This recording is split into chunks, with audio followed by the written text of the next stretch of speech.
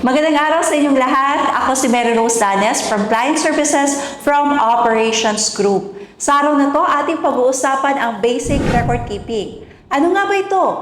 Ang basic record keeping ay isang systematikong pagtatalaga ng lahat ng business transaction sa isang permanenteng dokumento. In short, kapag tayo ay nagre-record keeping, kailangan isinusulat natin sa isang notebook, sa isang record book, or pwede natin i-computerize lahat ng ating transaksyon upang sa ganon, makatulong ito sa ating pagpapalago ng ating negosyo. Ano nga ba ang benepisyo kapag tayo ay nag-record? Number 1 is monitoring ng ating mga transaksyon. Diba sa naging activity ninyo kanina, hindi naman ninyo talaga natatandaan lahat ng transaksyon na meron kayo. So kapag tayo ay may business records or nakasulat lahat ng ating transaksyon, madali para sa atin ang balikan ng lahat ng mga naging kita, mga naging expenses natin sa mga nagdaang panahon. Number 2, kapag tayo ay may records, nakikita natin ang performance ng ating business. Kagaya nga ng laging sinasabi natin, kapag tayo ay nagnegosyo dahil gusto nating kumita, tama ba?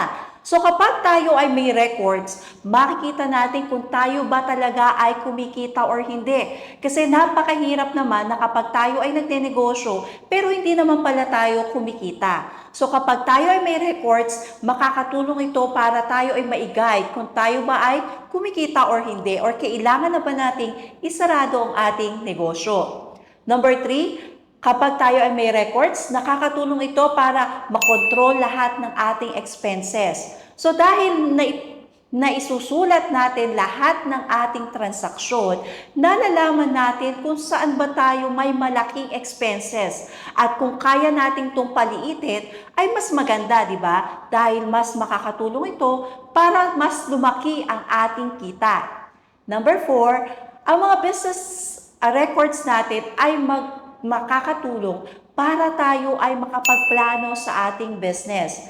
Alam po ba ninyo, sa mga malalaking negosyante, napakahalaga ang mga records dahil ito nagiging basis nila kung ano ba yung mga strategies na dapat nilang gamitin para mas lumago ang kanilang negosyo. So tayong mga micro-entreps, mahalaga na may records tayo dahil ito ang makakatulong sa atin kung paano tayo mag-i-strategize para mas mas kumanda ang ating services na pwede nating ibigay sa ating mga kliyente. Kapag tayo ay nagre-records, meron tayong dalawang transaksyon na kailangan nating bantayan. Ito ay ang ating cash in, or ito yung mga transaksyon na pumapasok lahat ng kita sa ating negosyo. At ang pangalawa ay ang cash out. Ang cash out, ito ay yung mga transaksyon na kung saan lumalabas ang pera natin. So kapag tayo po ay nagre-record, napakahalaga na makita itong mga cash in at cash out sa ating mga records. Mamaya ituturo namin sa iyo kung paano ito magagawa sa iyong negosyo. Kapag tayo ay nag-start na ng record keeping, kailangan din nating malaman ang direct cost at indirect cost. Itong dalawang cost na to ay makakatulong sa atin para malaman natin kung magkano ba talaga ang presyo ng ating produkto at ng serbisyo na ating ibibigay or ipagbebenta sa ating target market. Kapag sinabi mong direct cost, ito yung mga cost or yung mga expenses mo na may direktang kinalaman sa iyong pinagbebentang produkto o ginagawang serbisyo. At kapag naman sinabi mo indirect cost, ito yung mga cost na may walang direktang kinalaman sa iyong binebentang product or binibigay na serbisyo. Halimbawa, ikaw ay isang sari-sari store owner. Ang direct cost mo dito ay ang mga product na iyong ibinebenta. Samantalang ang indirect cost mo ay ang upa mo, kung ikaw ay umuupa, yung bayad mo sa tubig, sa kuryente, or sa mga plastic na ginagamit mo kapag ikaw ay nag-e-empake ng iyong mga paninda. So ito ay direct cost at indirect cost. Again, mahalaga na malaman mo to, mahalaga na ma-itemize mo sila dahil sila ang makakapagsabi kung magkano ang iyong presyo sa bawat produktong iyong ino-offer sa iyong target market. At kapag naman tayo ay nag-start ng mag-record, kailangan din ng mga documents na itago natin ito. Sa mga micro-entreps na kagaya ninyo, meron tayong 4 na dokumento na mahalaga na laging tinatago. Ang number 1 ay ang official receipts. Ang official receipts ay ito ay ini-issue sa inyo kapag kayo ay bumili ng mga goods or halimbawa yung mga paninda ninyo. At pag kayo ay bumili ng properties, kailangan na meron tayong official receipts dahil ito ay nagpapatunay kung magkano natin nabili yung produkto natin at sa ganon, magkakaroon tayo ng basis kung magkano nga ba natin ibebenta itong mga product natin. Number 2, ang sales invoice. Ang sales invoice, ito ay ang ating mga document na matatanggap natin kapag tayo ay kumuha ng serbisyo or kapag tayo ay nagbayad ng renta sa inuupahan nating pwesto. Again, ito ay magbibigay sa atin ng magandang impormasyon kung magkano ba yung nagastos natin.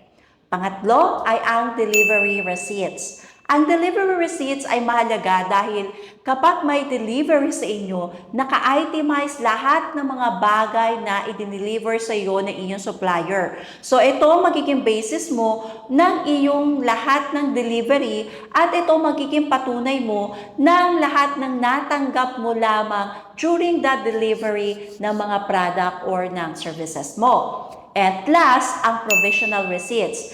Ito ay ang resibo na binibigay ng mga creditor kapag ikaw ay nag-issue ng post-dated check or kapag nagbayad ka ng installment. At kapag nabuuna ang iyong bayad, saka ka pa lamang bibigyan ng iyong supplier or ng iyong creditor ng official receipts at ng sales invoice. Etong mga dokumentong ito, mahalagang itatago natin to dahil sila ang magiging basis natin ng ating monitoring sa ating negosyo. At ito, mahalaga na ito ay nakalagay sa isang envelope para kung saan madali natin itong makikita.